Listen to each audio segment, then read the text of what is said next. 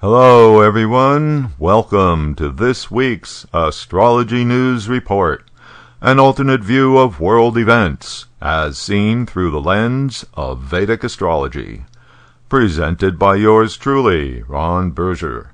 Today is June 21st, 2015, so let's take a look at the week that was and how the planets' positions in the zodiac matched up with the past week's events.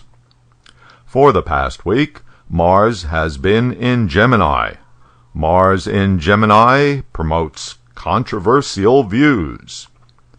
Pope Francis didn't pull any punches in his landmark encyclical on climate change, released last Thursday. The pontiff called for swift and sweeping action on climate change, saying that unbridled greed is putting the earth in unprecedented danger, and demanding that humanity clean up its filth. This being a papal encyclical, Francis's manifesto now becomes part of the Catholic Church's teaching. The science of climate change is clear, he explains. Humans are at fault. Climate change is a global problem with grave implications, environmental, social, economic, political, and for the distribution of goods, he wrote. It represents one of the principal challenges facing humanity in our day.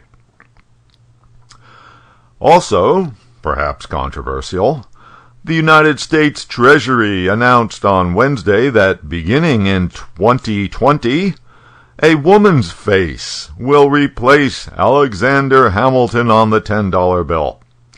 Treasury Secretary Jack Lew said he's looking for public input on which female historical figure should it be. So, feel free to submit your nomination to the Treasury Department, Washington, D.C.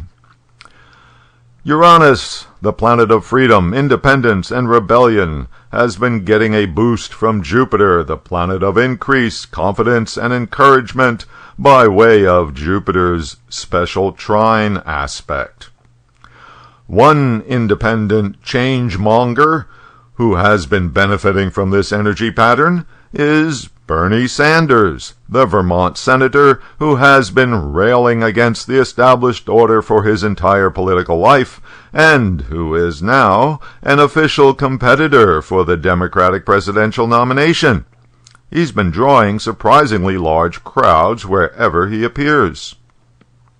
Speaking of the presidential nominees, last Monday, Jeb Bush officially threw his hat into the ever-expanding ring of Republican presidential candidates. The time of the official commencement of his campaign was 3 p.m. at Miami-Dade College in Miami, Florida. Here's the chart. Evidently his last name is something that the advisors think brings bad associations, so they have submitted an exclamation point.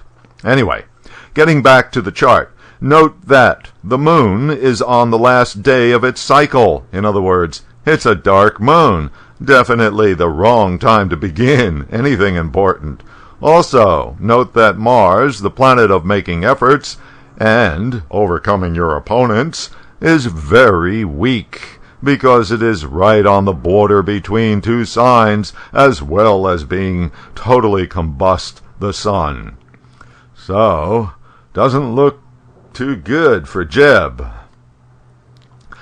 And sadly, yet another mass murder incident, this time in a landmark black church in Charleston, South Carolina. The shooter, a 21-year-old white male with avowed racist views. The dead, all Afro-Americans. What astrological connection is there? Here's one proposal. Saturn's transit in the USA chart's 12th house. It's an evil combination, and the bad news is that it continues for another 2 more years.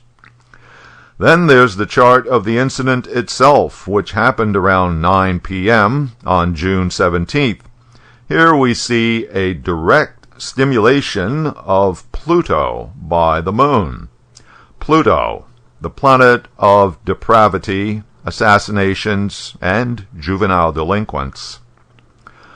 Amazingly, the members of the church, relatives of the victims, came forth and at the first court hearing, in the presence of the shooter, they expressed their forgiveness. Venus, the planet of love, is currently conjunct Jupiter, the planet of wisdom, which gives us forgiveness. Okay, that's all the time I have for it for this week. You can keep up with daily astrological developments and contribute your own thoughts by following me on Twitter at Astro News Report.